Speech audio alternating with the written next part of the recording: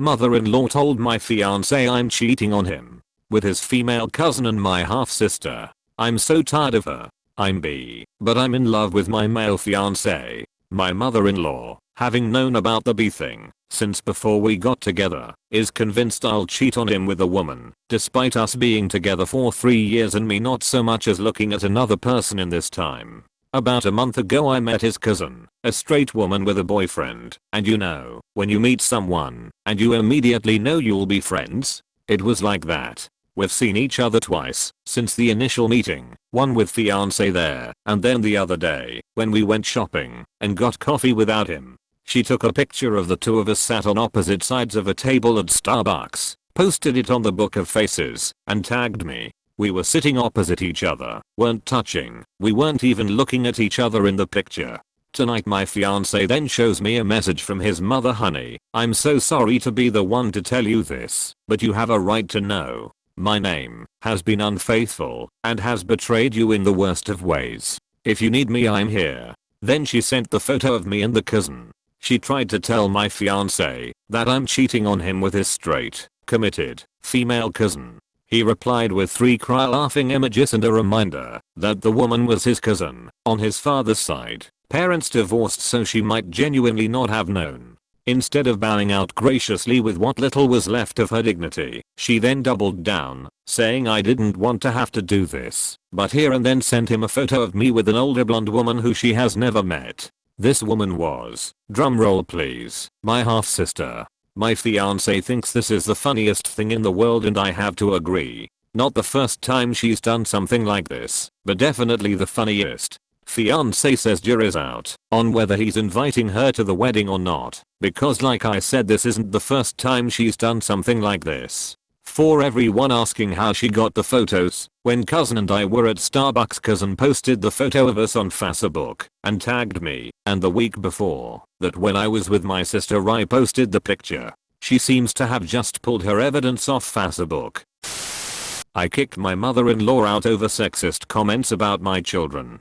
I've updated. The link will be at the bottom of this post. I, 25 female, gave birth to my twins, boy and girl, 4 years ago, and another boy 2 years ago. My husband, 26, and I moved out of his mother's house before my second son was born, after months of me begging him to move. My mother-in-law and I have a rocky relationship. When I first started dating her son, we had a good relationship. We would go out together with a few other relatives every month for a girls' day out. It was fun, and she was supportive of my relationship with her son. When we got engaged, her true colors started to show. She tried to take control of the wedding planning, even though I had asked her multiple times not to. She ripped my wedding dress on purpose 2 weeks before the wedding, because she didn't like the dress, and we had to reschedule the wedding, since she didn't want it on her cat's birthday, which she had given away a year before, and clearly didn't like. I didn't say anything, and throughout the entire wedding preparation, I was constantly berated by my mother-in-law, because my parents were paying for the large venue. She made me feel bad, and eventually I decided to pay for the venue myself, despite my parents and fiancé insisting they'd pay. Fast forward a year, I'm pregnant with my twins, and my mother-in-law is hoping for a girl. No big deal, right? Well, 2 weeks ago mother-in-law was over and was cooking with my daughter. I didn't mind, since my daughter was being supervised, and my mother-in-law is a good cook. But my son, twin, wanted to help cook. My mother-in-law said that he wasn't allowed to, and that it was a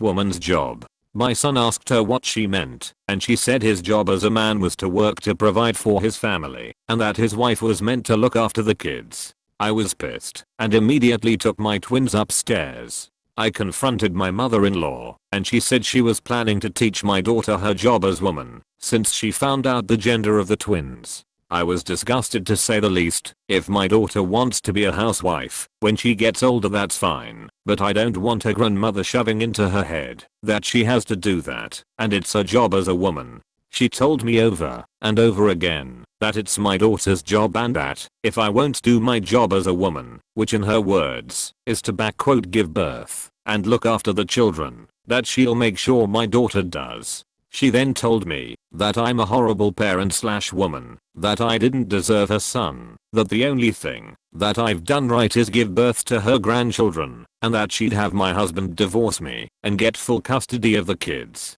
I kicked her out and told her never to come back again as she wasn't welcomed. My husband is conflicted and told me we should have discussed me kicking mother-in-law out when he came home from work.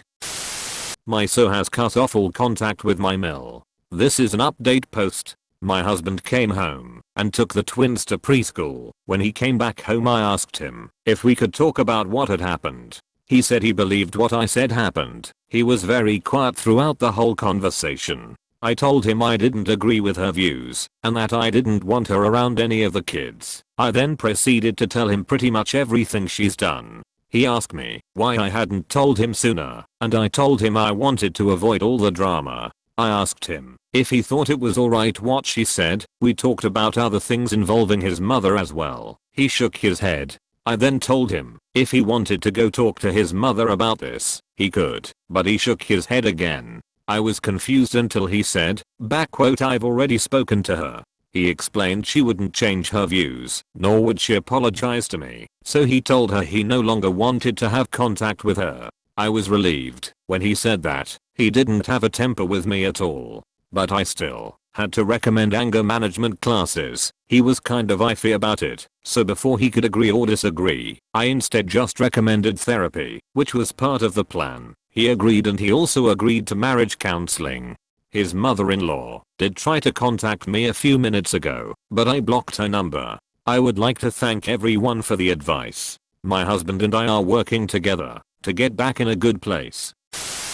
My wedding today almost ended in my child's tragic death. Long. Original post. My mother-in-law is mostly a just yes. There has been a few instances where she's done something which has really blown me away though. It's mostly her trying to make herself be the most important in situations that are significant to my partner and I. A quick example would be when we were going to announce the gender of our son before he was born, and she tried to insist that she had to know first when my partner and I expressed that we would like to tell all of the family who happened to be together at her house at the time with her sister and nephew, my partner's auntie and cousin. She kept trying to pull us aside and force us to tell her first and separately until my partner blurted it out loudly enough for everyone to hear. This was followed by sulking and bitching all night, which got worse as she drowned her sorrows for not being treated like a grandmother. Her special moment was stolen and shared with other people, and eventuated in her being abusive and storming off to bed because she was obviously not important enough. She has done this sort of thing when it's significant, and she is not treated with full unwarranted appreciation. Most of the time we rarely see her, but when we do she will bring my child presents, take photos and leave pretty quickly. From the photos and stories she posts on social media, it gives a far different impression of a doting, playful and caring relationship compared to the rather brief and almost clinical reality. I think that paints the picture. On with the story. Some of it is cross-posted from r/casual conversation. Today I got married. Everything was very casual and my parents-in-law attended as well as my sibling and my best friend. Our 2-year-old son was being looked after by my in-laws, my mother-in-law and her partner. As we were leaving we were stopped and congratulated, and my in-laws started going through their bags in search of their phones. I'd like to note that I had asked if she was okay watching him, and she assured me she was happy to hold him for us, since just married. Even turned down my sister who offered to hold him because she wanted time with her grandson. It is well known that he is a runner and at an age where he is unaware of his surroundings. She put him down and he ran for the door, which was in the city on an incredibly busy main road. By the time anyone noticed he was gone, it was too late, and he was far enough away that none of us could catch him. My sibling and I screamed as loud as we could and sprinted, but we were still too far to stop him from stepping on the road. Just by chance, a mother walking by with her child heard our screams and caught him just as he was about to take another step into oncoming traffic. I burst into tears and scooped him up in my arms. All my mother-in-law could say about it was he just ran so fast and nothing actually happened. There's no reason to start crying. I was livid. Couldn't even look at her. She tried to downplay the situation and share the blame, saying stuff like it was obvious I was looking for my phone. Someone else could have watched him for 2 seconds. Proceeded to buy us coffee and bailed with some bullshit excuse of a hair appointment, even though we had plans to get food after the wedding anyway. I have no words for how grateful and relieved I am. So many other people saw, but there was no one close enough to stop him, and I would be writing a very different post if it had not been for that amazing woman. Please learn from my incredibly lucky mistake and make sure your children are actually being looked after and keep a close on them 100%, especially in public. The happiest day of my life very closely turned into the worst. I bought my child a harness which I'm going to 100% use in public from here on. I'm feeling that the only way to move forward is to ensure that they only have supervised visits with him from here on. Once I asked her to watch him when I had to attend an appointment with my partner, and she stated jokingly that she was worried he would fall in a creek and drown because she would be too busy to watch him. They live next to a creek, but it's away from their house. The comment made me uncomfortable, and now I feel that my child would be in significant danger in her care at any time. Am I overreacting? Thanks if you bothered to read this. I had to get it off my chest. Especially since she messaged my partner before saying my sister and I should have been paying attention to him while she checked her phone. Didn't say anything to us, plus we were way behind her. My partner is holding our newborn at the time and on. Why saw the yelling and sprinting part. Edited to add. Thank you everyone who commented and your input. Sorry if I don't respond to you directly. I'm trying to get through them all now after finally falling asleep, although briefly.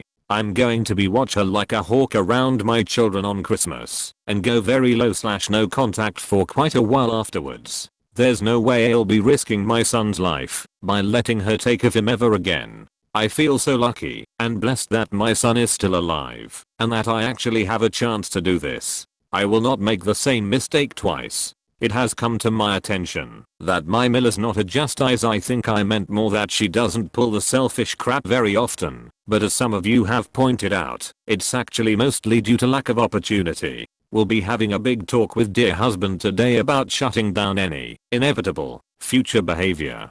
Thank you all so much. It's meant a lot to me to be able to get this out and be able to break down the situation and the action required for my child, Ren's safety as well as my sanity. 11-year-old daughter handled my mom like a pro. So proud. Older story. So this happened a year or so ago. I live about 100 miles from my mother's house. She lives in another country, and every year, or less it seems, she will come for about 6 months and stay in her house. Every time she's up, she insists on my daughter being brought down to see her for at least a week. I arrange for her to see several family members while she's down, so this is one of the reasons she gets these visits. My daughter has always had thin, slow growing hair. Doctor said she's fine, but see her nails growing, and there was a power struggle that went on early days with my mom constantly cutting my daughter's hair. Another story, but every time my daughter goes to visit, it's a toss up whether or not my mom is going to message me about wanting to cut it. Finally got the cutting stopped, but not the mouth. My daughter most definitely does not want it cut. I personally wish she'd get a trim, but not my hair.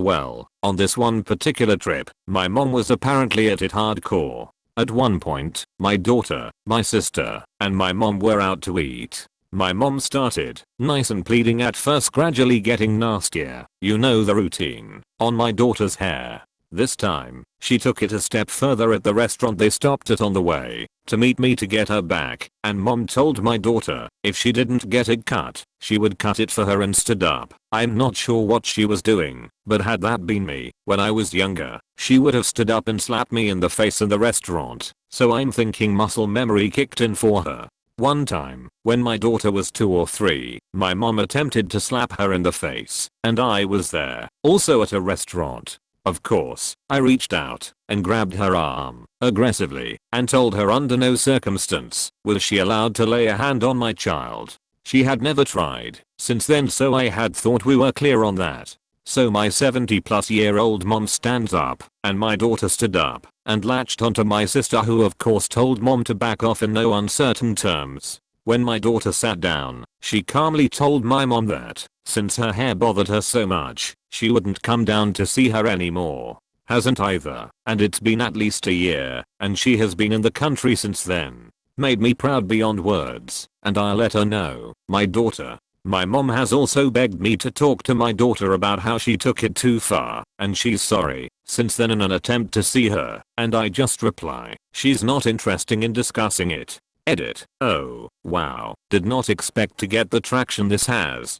Thank you all for appreciating the awesomeness. That is my daughter. I also wanted to let anyone know who, like me, didn't really plan on having kids, because I know far about parenting other than what not to do. Don't let that alone hold you back. If anything, having a kid gives you even more perspective on what you went through, because memories are less like movies than documentaries. You don't see behind the camera. Looking at my daughter at different ages and thinking about how I was treated made me realize more and more just how messed up it was. I'm reading all of your comments and I will respond to everyone this evening.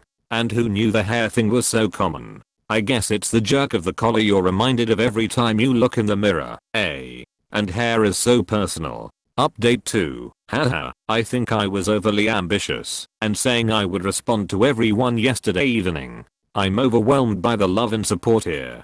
I'm reading every comment and I will eventually get around to responding to everyone, because you took the time to respond to me. And it's so validating and comforting to see so many of us went through the hair thing. Love you all. Update 3. I just wanted to make it clear, since it's a totally legitimate concern. My mother never spent any time unsupervised with my daughter until she was around 8, and with my mom, after about an hour, mom was bored and ready to send her on. So I'm definitely aware of my mom's history of abuse and would never put my daughter in a vulnerable situation with her. Mom has also married a wonderful man after becoming widowed about 5 years ago, and he would be horrified to see her act like that and would absolutely step in. So I just wanted to reassure everyone that I would never leave my daughter to fend for herself with my mom, although I'm also 100% sure my mom would come out quite the loser in that battle. I also do not even tell my daughter that grandma said she's sorry or anything, or that she's even called. I will not allow my daughter to be emotionally manipulated like that. We also had one incident of physical abuse by her father, and she wanted to forgive him because he wrote her an apology note, so I had to have a serious talk with her about how abusers will always say they are sorry, so don't listen to words, pay attention to how they treat you. I couldn't control my mom, and I made a mistake with her abusive dad. He's passed away, so no longer an issue, but I'm not going to make my daughter pay for either of those. No regrets on that decision.